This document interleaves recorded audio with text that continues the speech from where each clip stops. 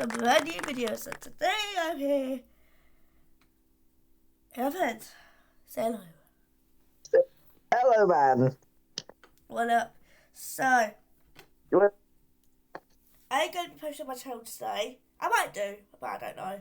But we're going to react to Lunch Tornado in Recorded History. No way, you just did that. Oh yeah, by the way, I forgot to tell you, this is part 5. Yeah. Yeah. Guys, this is part 5, by the way. Yeah, you guys really know that. But we're going to react to it again. We're going to see how far we can go. And part 6, here we go. No, part 5, here we go. Unable to help him, Bonnier rushes back to O'Neill to get help, but when he arrives, he realizes O'Neill has passed away. Bonnier grabs a piece of broken glass to cut Bridges free from his seat. Oh guys, actually I'm going to post on this video on my channel as well. Matching to this with my friend. I'm going to be posting on this channel as well. My Deck and Stealth channel, okay? Stay tuned. But anyways, let's continue. Paramedics soon descend on the scene, but when they arrive, Bridges has gone unresponsive. He and O'Neill are pronounced dead at the scene, the first deaths attributed to the tornado. 1 mile north on Reno Road, there is another line of chasers fleeing eastwards. The last person in this traffic is the previously mentioned Richard Henderson. Henderson was able to make ground on the tornado when it looped behind him, but now it's closing on him again. The crowd of vehicles now converge on Highway 81, a major road running north to south. Here, many chasers make a life or death decision, continue east and hope they can outrun the tornado on the dirt roads, or turn south onto Highway 81 and hope they can outrun the tornado before it hits them. Skip Talbot and Richard Henderson make the decision to continue fleeing east. At the same time, half a mile north of Henderson, a group of chasers from the Weather Channel are about to make a different decision. A decision that may be the biggest mistake of their lives. The Weather Channel team is made up of 3 vehicles. The lead vehicle is driven by Kevin Parrish, which is then followed by a vehicle named the Bettsmobile because it is operated by Mike Betts, a Weather Channel reporter. Betts' producer, Austin Anderson, and a cameraman named Brad Reynolds also accompany him. The convoy stops just north of Reno Road so Betts can make a live broadcast as the tornado approaches from the southwest. All right, that's Simon Brewer, one of the storm riders, and I think we're trying to get a hold of Mike Betts. He's out there in the field. I believe this is the Mike shot here. That's the tornado hunt team. Hey, Mike, I think he's just now Well, he's plugging got a tornado behind him. Yeah, Mike, can you hear us? So, let me explain, guys, what's going on in this video. At this time, TwistX is currently racing north, and they meet up with a guy called Dan Robinson as they drive.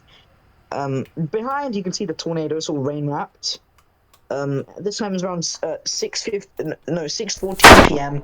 This guy is called Mike Betts, as you can see on the screen. He is currently broadcasting tornado just, I think, a minute or 2 before something bad will happen. I'm not going to spoil it, but you guys have to wait and see. But yeah, this time the tornado was 1.6 miles wide, I believe. So yeah.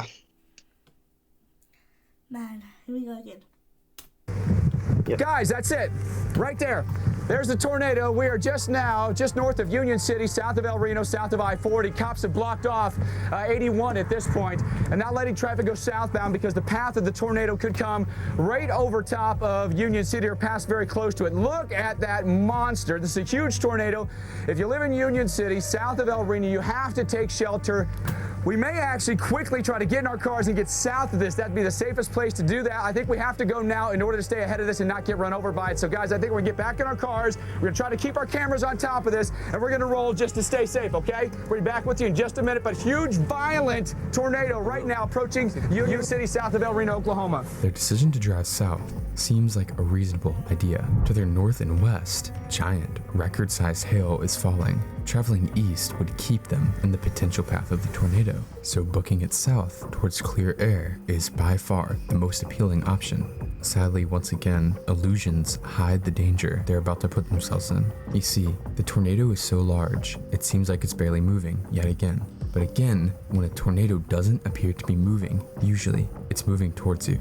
This illusion likely makes the team believe they are directly in the path, prompting the Weather Channel convoy to head south rather than stay put. The truth is, the tornado is now racing due east at 55 miles per hour. But it's not just moving at 55 miles per hour, because as well as this, the tornado's size is expanding faster now than any tornado in history.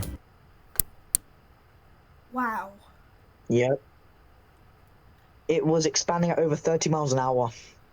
Crazy. Just like Helicity, basically.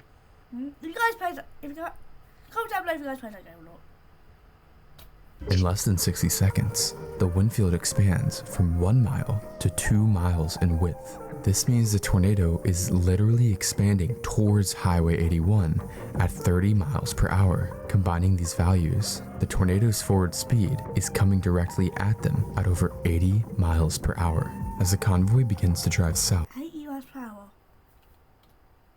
Yep. Insane. It was around 2.1, 2.2 miles wide at this time. Dang. they quickly realize their mistake. The rain begins to clear, once again exposing the erratic multi-vortex core. The funnel is smaller in size now, but the contraction of the core has actually made the winds stronger. Aerial imagery from after the tornado shows the path of scouring the tornado was creating at this time. But even though the funnel is nearly a mile away, the wind field is beginning to cross the highway ahead of them. They pick up speed, traveling south at over 70 miles per hour, but still, the tornado is outpacing them. Parrish watches as dozens of vortices sweep towards them. It's now less than 300 yards away. Winds into the storm suddenly spike to more than 120 miles per hour, lifting 120. Oh my gosh. Yep, that's at least EF2 damage that it could produce. And yes, the tornado you saw in the clip, right? It was not the main funnel. It was actually a sub-vortex. Like, it was like a satellite tornado orbiting around the main vortex. So yeah. And Declan, if we ever go storm chasing in the future, we have a high chance of seeing these types of tornadoes in the future due to climate change. So yeah, we got to keep our heads up. That roll the clip. and slamming his car into the central divider before sucking it into the roadside ditch. Behind him, Beth's filming.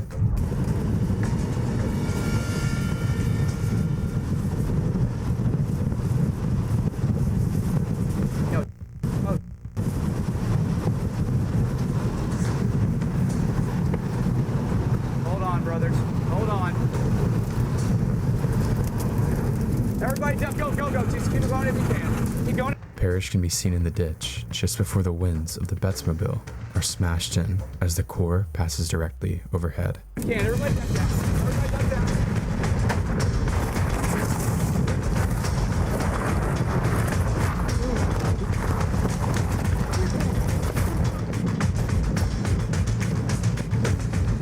Bet's camera is ejected from a window upon impact, but continues filming. The Betsmobile can be seen rolling away, with the 3 occupants still inside.